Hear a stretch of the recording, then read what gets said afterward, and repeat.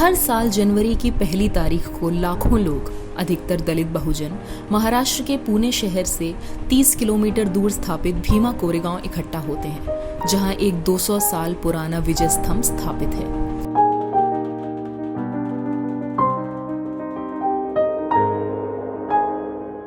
यह स्तंभ 1818 ईस्वी में इस जगह पर 500 महार सैनिकों की एक ब्रिटिश टुकड़ी द्वारा 28,000 संख्या वाली पेशवाई सेना पर हासिल की गई जीत के उपलक्ष्य में बनवाया गया था। भारतीय संविधान के निर्माता बाबा साहेब भीमराव अंबेडकर ने दलित बहुजन समुदाय की अस्मिता के निर्माण में इस लड़ाई के महत्व पर 1927 में अपने दौरे के दौरान प्रकाश डाला। इस यादगार उत्सव के बारे में बेशक ही एक दूसरा मत भी है, ये कि दलितों ने यह युद्ध अपने मालिकों यानी कि अंग्रेजों के सैनिक होने के नाते लड़ा था। क्योंकि आज हम भीमा कोरेगांव के युद्ध को याद कर रहे हैं। कुछ लोग, कम लोग अपनी एकता से एक बड़ी सेना को कैसे हरा सकते हैं, इसकी प्रेरणा हमें भीमा कोरेगांव के युद्ध से मिलती है। सन 2018 में भीमा कोरेगांव युद्ध की 200वीं वर्षगांठ मनाने के लिए 200 से अधिक दलित बहुजन अम्बेडकरवादी और दूसरे संगठन भीमा कोरेगांव शौर्य दिवस प्रेरणा अभियान के बैनर तले जमा हुए।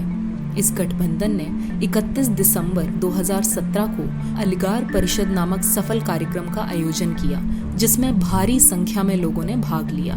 समारोह के मुख्य वक्ताओं में प्रकाश अंबेडकर, राधिका वेमुला, उमर खालिद, जिग्नेश मेवानी, उल्का महाजन और अन्य लोग शामिल थे।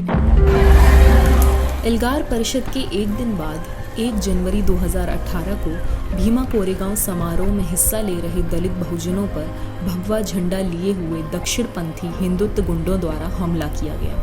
हमले और उसके दौरान हुई हिंसा में दुकानें लूटी गईं, गाड़ियों को तोड़ा गया और एक व्यक्ति की मौत हुई। 2 जनवरी 2018 को दलित कार्यकर्ता और हिंसा की चश्मदीद गवाह अनीता साल्वे ने एक एफआईआर दर्ज की। एफआईआर में हमले के षड्यंत्रकारी के तौर पर संभाजी भिड़े और मिलिंद एकबोटे को नामित किया गया, जो कि हिंदुत्व संगठनों के अगुवा हैं। 8 जनवरी 2018 को एक और एफआईआर पुणे के एक छोटे निर्माण व्यापारी तुषार दामगुणे ने लिखवाई। तुषार दामगुणे राष्ट्रीय स्वयंसेवक संघ यानी कि आरएसएस के जाने जाते हैं। एफआईआर में दामगुणे ने आरोप लगाया कि 31 दिसंबर 2017 को एल्गार परिषद में सामाजिक कार्यकर्ताओं द्वारा दिए गए भाषण के कारण 1 जनवरी को भीमा कोरेगांव में हिंसा भड़की। पुलिस ने तुषार दामगुणे की एफआईआर पर काफी गंभीरता से जांच करी और अनीता साल्वे की एफआईआर पर बिल्कुल नहीं। 17 अप्रैल 2018 को सुधीर ढवले, ज्योति जगताप, रमेश गायचोर और सागर गोरखे के घरों पर पुणे पुलिस द्वारा छापा मारा गया। एफआईआर में नाम नहीं होने के बावजूद सुरेंद्र गडलिंग और रोना विल्सन के घरों में भी छानबीन हुई। 6 जून 2018 को सुधीर ढवले, रोना विल्सन, सुरेंद्र गडलिंग, शोमा सेन और महेश राउत की गिरफ्तारी हुई। 28 अगस्त 2018 को सुधा भारद्वाज, अरुण फेरेरा, वर्नन गोंसाल्विस और वरवरा राव भी गिरफ्तार किए गए।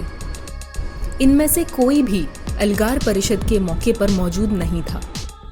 कलर्स ऑफ द केज के पुस्तक विमोचन के अवसर पर बोलते हुए Arun Ferreira, ideology is banned, the freedom of thought and expression, or freedom to hold the ideology, that is something which the unlawful activities prevention act takes place. And I have seen throughout my years in jail, even now, when people who get arrested, if this book is just read, it can be picked up and the cops and say it's Maoist. 10 सितंबर 2019 को दिल्ली विश्वविद्यालय के professor Honey बाबू के घर पर छापा मारा गया।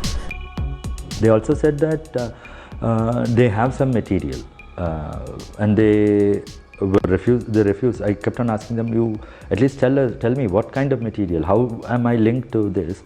So they kept on saying we have some material, but we will now look at your records and documents and all, and we will see whether it corroborates. If there is a corroboration, we may need to arrest you. Right now we are not arresting you, you are only a suspect, you are not an accused. 28 जुलाई 2020 को professor Honey बाबू को गिरफ्तार किया गया। 14 अप्रैल 2020 को गौतम नवलखा और आनंद तेलतुंबड़े को दिल्ली और मुंबई से गिरफ्तार किया गया। 7 सितंबर 2020 को पुणे में रमेश गायचोर और सागर गोरखे को गिरफ्तार किया गया और एक दिन बाद ज्योति जगताप की गिरफ्तारी हुई। 9 अक्टूबर 2020 को रांची में फादर स्टेन स्वामी की गिरफ्तारी हुई और एनआईए द्वारा 10,000 से अधिक पन्नों की चार्जशीट दर्ज की गई। They started to put before me certain extracts, supposedly taken from my computer. Extracts which were, Maoists were communicating with each other. And in some extracts, even my name was mentioned. So they said, where did he meet? My first question was, who is the person writing? To whom was it written? On which date it is written? Is there a signature to what is written? None of it was there. फरवरी 2021 में America की एक cyber forensic firm Arsenal consulting ने रोना Wilson के computer और hard drive पर malware पाया और ये साबित कर दिया कि उनके कंप्यूटर पर फाइलें कहीं दूर से जमाई गई थी। Once we had the first hard drive, which contained both forensic images and police work product on it, it didn't take us very long to figure out that something very bad had occurred. आप case के details में जाओगे तो आपको पता चलेगा कितना fake case है और कितना बुरी तरीके से उसको बनाया गया है। उसके बावजूद भी कोई कुछ कह नहीं पा रहा है इसके खिलाफ, एंड कुछ हो नहीं पा रहा है। मेरे हस्बैंड है जो डॉक्टर आनंद तेलतुंबड़े हैं, वो बेल के लिए ट्राई कर रहे हैं। लास्ट 1.5 साल से हम सिर्फ ट्राई कर रहे हैं, कभी high court, supreme court, then session court, अभी तक हमें बेल नहीं मिला है। हनी बाबू, फादर स्टैन स्वामी, वरवरा राव, रमेश गायचोर, महेश राउत, सागर गोरखे और ज्योति जगताप ये सब न्यायिक हिरासत में रहते हुए कोविड पॉजिटिव पाए गए। बार बार अपील करने के बावजूद उन्हें चिकित्सा देखभाल से वंचित कर दिया गया और बार बार अदालतों का दरवाजा खटखटाने के बाद ही उन्हें राहत प्रदान की गई। हालत में सुधार न होने के कारण हनी बाबू और स्टैन स्वामी अभी भी अस्पताल में भर्ती हैं।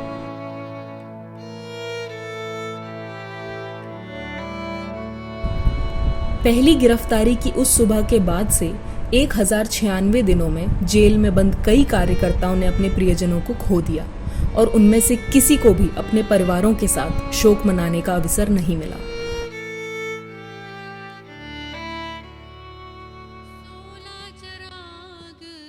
भारत में असंतोष को शांत करने के लिए कठोर औपनिवेशिक युग के कानूनों के माध्यम से लोगों को आंदोलन का निशाना बनाने का इतिहास रहा है। 2015 से 2019 तक यूएपीए के तहत दर्ज मामलों में 72% की वृद्धि के साथ राज्य दमन का हमला जारी है। 16 चिराग है कैद कैद खानों में, फूलों को काटने से बहारें रुकी है क्या, फूलों को काटने से बहारें रुकी है क्या, खुशबू उड़ेगी और खुशबू उड़ेगी और जाएगी ज़मानों में, 16 चिराग है कैद कैद खानों में।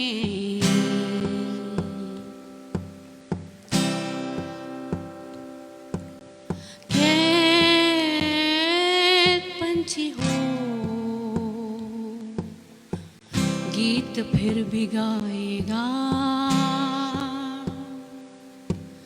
कैद पंछी हो, गीत फिर भी गाएगा, उसका ये गीत अब गूंजेगा।